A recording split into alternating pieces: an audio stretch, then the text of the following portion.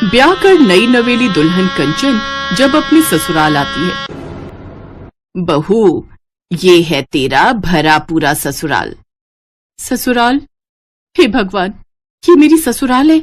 मुझे तो ऐसा लग रहा है जैसे मैं किसी मेले में आई हुई हूँ। कंचन की सास उसे उसके पूरे ससुराल वालों से मिलवाती है। इनके पैर छू बहू, ये तेरे ससुर जी हैं, और वो सबसे बड़े जेठ जी, और ये जेठानी, और इनसे मिल, ये दोनों तेरी ननद हैं और वो तीनों तेरे देवर। कुछ देर बाद वो आराम करने अपने कमरे में जाती है, जहाँ पहले से ही उसकी जेठानी के बच्चे उसके बिस्तर पर उछल कूद कर रहे थे। कुछ देर बाद उसकी ननद उसके कमरे में आती है। अरे बच्चों, तुम सब यहाँ क्या कर रहे हो? चलो अब चाची को आराम करने दो। अच्छा भाभी, माँ ने कहा है सुबह 5 बजे उठकर नहाकर पूजा पाठ कर लेना। वो कल आपकी पहली रसोई है ना, इसलिए। जी ठीक है दीदी। अगली सुबह तड़के उठकर कंचन तैयार हो जाती है। फिर अपनी पहली रसोई में सबके लिए कई तरह के पकवान बनाती है। अरे वाह कंचन बहू, तुमने तो काफी सारे पकवान बनाए हैं और खुशबू भी बड़ी लाजवाब आ रही है। लेकिन तुमने पराठे नहीं बनाए क्या? बनाए हैं ना जेठानी जी, पूरे 30 आलू के भरे हुए पराठे बनाए हैं। जानती हूँ थोड़े ज्यादा है, लेकिन आप देखना मेरे हाथ के बनाए हुए रायता बूंदी और कोफ्ते की सब्जी के साथ ये सब यूं ही चट हो जाएंगे। क्या कहा तुमने? 30 पराठे? अरे ये तो आधे से आधे परिवार के लिए भी नहीं होंगे। यहाँ तो नाश्ते में ही 100 पराठे रोज बनते हैं। 100 पराठे? और नहीं तो क्या, देख नहीं रही कितना बड़ा परिवार है, ऊपर से सबकी डाइट भी अच्छी है। हे भगवान, मैंने तो अपनी पहली रसोई का खाना बनाया था, लेकिन ये तो मुझसे अब पूरी बारात का खाना बनवा रहे हैं। क्या सोच रही है? देर मत कर, सब खाने पर आते ही होंगे। फिर ये तेरे 30 पराठे तो यूं ही चट हो जाएंगे कि पता भी नहीं चलेगा, और फिर तुझे आटा लगाने तक का भी टाइम नहीं मिलेगा। अब पहली रसोई में तो तुझे सब अकेले ही करना है। गर्मी के मौसम में कुछ ही देर में वो पसीने से तरबतर होने लगती है। उफ, ये पूरे कुनबे के लिए 100 पराठे का दुख पहले क्या कम था, जो ये गर्मी की मार भी मुझे झेलनी पड़ रही है। बाय गॉड, ससुराल में पहले दिन ही ऐसा लग रहा है जैसे जिंदगी झंड हो गई हो मेरी। माँ, आज तुम्हारी सचमुच बहुत याद आ रही है। वो अकेले में बड़बड़ाए जा रही थी। तभी उसकी छोटी ननद पुष्पा वहां आती है। क्या हुआ भाभी? 1 घंटे से आप रसोई में खड़ी हो, लेकिन अभी तक आपसे 100 पराठे भी नहीं बने। बाहर सारे पराठे खत्म हो गए हैं। खत्म हो गए? ये लोग इंसान है या जानवर जो बस चरे ही जा रहे। ये लोग मुझे बहुरानी बनाकर लाए या नौकरानी? इतनी जल्दी जल्दी तो कोई रोबोट भी रोटियां नहीं बना पाएगा। हे भगवान, ये कहाँ फंस गई मैं। ऐसे ही उसे 3 घंटे लगातार किचन में खड़े हुए बीत जाते हैं।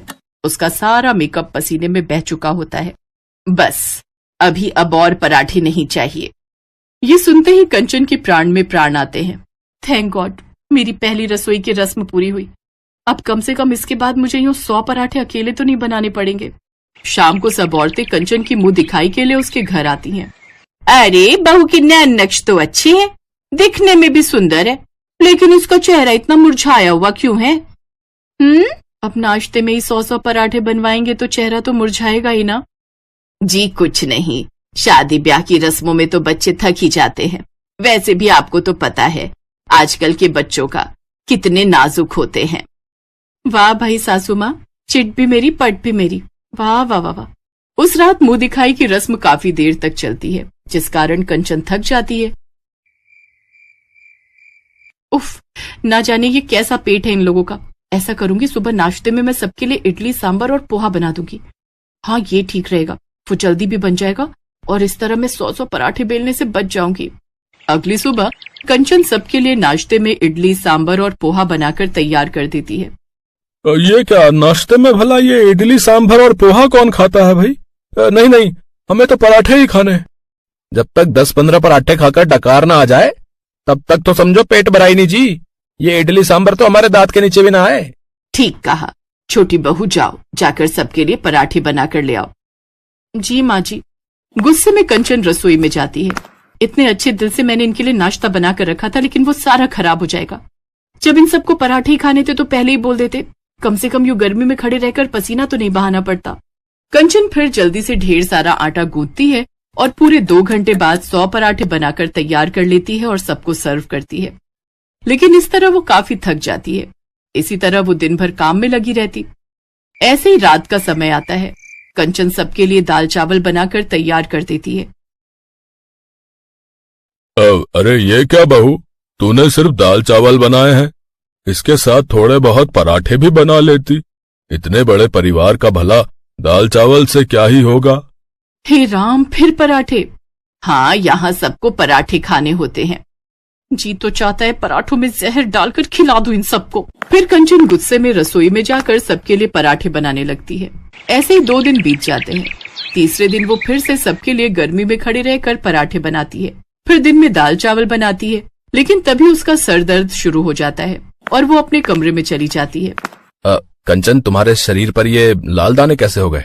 अब गर्मी में खड़े रहकर 100 पराठे बनाऊंगी तो ये तो होना ही था ना। जेठानी जी भी बस सब्जी बनाकर रसोई से बाहर आ जाती है। अकेले रसोई में खड़े रहकर तो मैं इतने लोगों के लिए पराठे बनाती हूँ ना। मेरी माँ ठीक ही कहती थी। उस वक्त मैं उनसे पराठे बनाने सीख जाती तो आज मेरी स्पीड अच्छी हो जाती।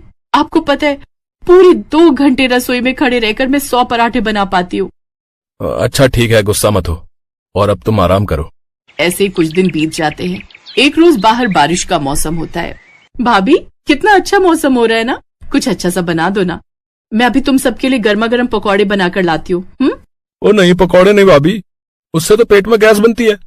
ऐसा करिए, आप गर्मा गर्म पालक के पराठे बनाकर ले आओ और साथ में धनिया पुदीने की चटनी भी। हे भगवान, इस सुहाने मौसम में भी इन सबको पराठे ही सूझ रहे हैं।